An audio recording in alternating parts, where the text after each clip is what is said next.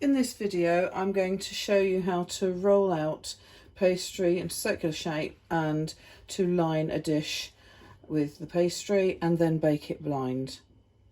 This can then be used for many things: quiches, summer fruit tarts. It can be used to as the base of a pie, all sorts of things. So it's up to you really how you use it. But it's the baking blind process is generally used for things like quiches, open pastry cases where the filling will cook at a slightly different temperature, or you want to add a pre-cooked filling and produce a thoroughly cooked pastry case. When rolling the pastry, you could use it with a cutter and use it to line a bun tin, to make individual tartlets, or to make jam tarts, that sort of thing. You can get individual little tartlet dishes like this, or something similar, or you could use a bigger dish like so. To roll the pastry into a circular shape, you need to start off with it in a circular, as a ball, get it into a circular shape like so. You roll, twist, roll, twist. You notice I'm rolling forward and back, not side to side. And I generally tend to start in the middle and work my way around. And you just do that until you've actually got the pastry to the size that you need. Remember to keep turning your pastry. I lightly floured my worktop. I'm on a marble worktop, which is nice and cold, so don't need to use too much more flour. But remember to keep it moving, lifting it and turning it, so that you prevent it from sticking.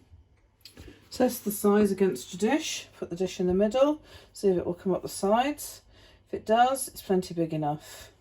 So you just lift the pastry very carefully. I tend to fold it into quarters. Some people pull it over their rolling pin and then lower that gently in. As you line your dish, don't force it in, just lift it up gently. Use the knuckle of your fingers to go round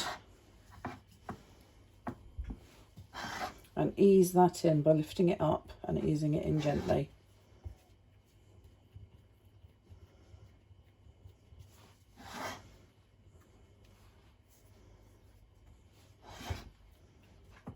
Like so.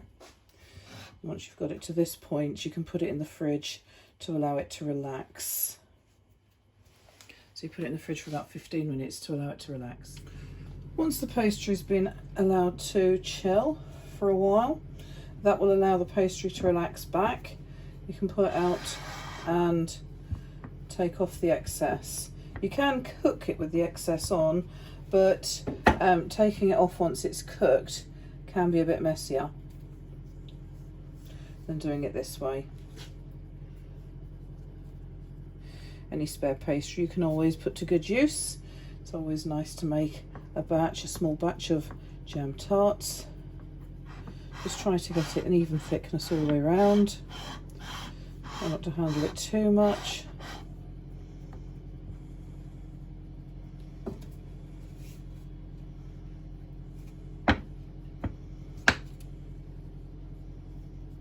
Okay.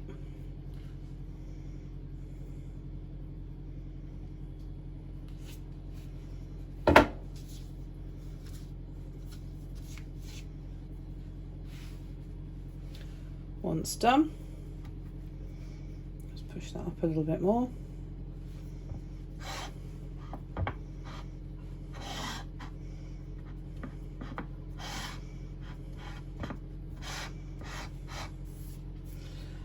Then take a piece of baking parchment, scrunch it up just to take the stiffness off it, pop it in to the pastry case and pop some baking beans in. If you don't have ceramic baking beans like these, you can use dried peas, or you can use pasta, or you could use rice. Rice is very good because it gets into all of the sort of spaces around the side. Okay, obviously make sure that your pastry is going into a dish that's already been greased so it doesn't stick. and then that will go into the oven. If it was small tartlets, I would cook those in the oven for about 15 minutes to get the pastry cooked all the way through. But because this is larger, I'm going to put it in for 15 to 20 minutes, then take it out. If you want to cook a base all the way through, you cook it so far with the beans in, then remove the beans and paper and pop it in the oven until it's actually cooked. So it's sort of dried out and set all over. It needs to go into a hot oven so that when the pastry is baking, and it's a preheated oven, so that you don't melt the fat before the structure of the pastry has an opportunity to set. Once it comes out of the oven, it's been in for 15 minutes. Take the baking beans out, just leave those to one side to cool, and with a fork prod the base. Now there's quite a bit of shrinkage happened here, and that's quite useful because it actually gives me something to talk about. If you want to avoid shrinkage like this, because it has really shrunk down quite a lot, it doesn't matter for what I want to use it for at the moment. However, if you do want to avoid a lot of shrinkage, what you need to do is to actually refrigerate for a long time. This had only been in the fridge for 5 or 10 minutes. Ideally, if you've got the time, refrigerate it, chill it for about, I'd say probably half an hour to an hour, if you can.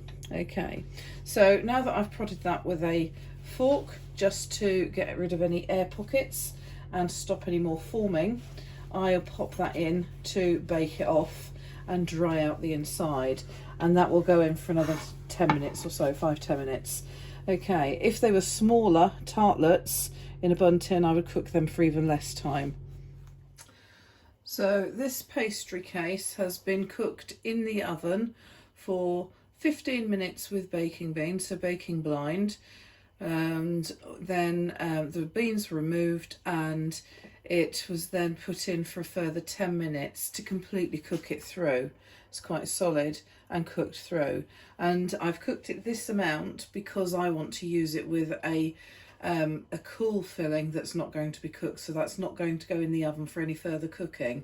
If it was going to be used for a quiche, I would take it out after the 15 minutes of baking blind, possibly put it in for another 2 or 3 just to dry out the inside, but don't cook it all the way through, because otherwise it will become really tough and overcooked once you actually put it in the oven for a much longer time with the quiche filling in. If it's being used for a lemon meringue pie, same principle.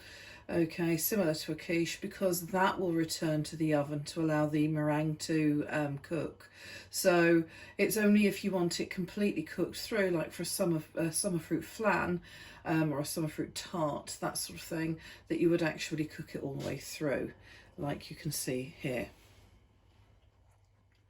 So that's how you bake a pastry case blind and use it for a number of different purposes. So I hope you've enjoyed the video. Don't forget to hit the subscribe button and join me again for other videos.